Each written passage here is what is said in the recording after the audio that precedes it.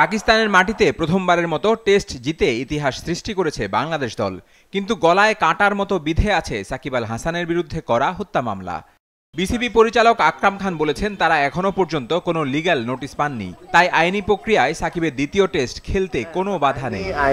আইনি কোনো নোটিশ পাওয়ার পর উনি বলেছেন, বাট এখন পর্যন্ত আমি জানা মতো কোনো আইনি কোনো কিছু বিসিবিতে এখনো পাইনি।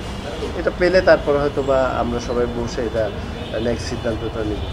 সাকিবের পক্ষে এরই মধ্যে কথা বলেছেন তার সতীর্থরা, যদিও এই ব্যাপারে মন্তব্য করতে রাজি হননি আকরাম খান। শুধু গত 2 বছরের পারফরমেন্স যদি বলেন, কারণ কোয়ালিটি প্লেয়ার ছাড়া আপনার একটা দলে একটা দেশে কিন্তু 14-15 বছর খেলা, এটা কিন্তু অনেক বড় একটা ব্যাপার, কারণ এটা কোয়ালিটি প্লেয়ার ছাড়া এই অ্যাচিভমেন্ট কেউ করতে পারে না। প্রথম টেস্টে বাংলাদেশ দলের পারফরমেন্সের উচ্ছ্বসিত প্রশংসা ঝরেছে আকরামের মুখে।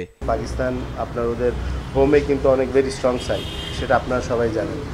তো সেখানে ফ্রম দ্য বিগিনিং আমরা যেভাবে খেলেছি, স্পেশালি আমরা বোলিংয়ে আমরা ডোমিনেট করছি, আর্লি ওদের উইকেট নিলাম, পরে কিন্তু আমাদের ওপেনাররা খুব ভালো স্টার্ট করেছে, তারপরে আমাদের যে মিডল অর্ডার যারা আছে চমৎকার ব্যাটিং করেছে। সো যারা আমাদেরকে নিয়ে অনেক নেগেটিভ কথা বলতো টেস্ট ক্রিকেটে, তো সেটা আমরা একটা প্রমাণ করেছি এবং আরও আমাদের হাতে সময় আছে। আমরা নেক্সট ম্যাচটাও যদি আল্লাহর ভালো করি, তাহলে সেটা জবাবটা আরও শক্তিশালী হবে।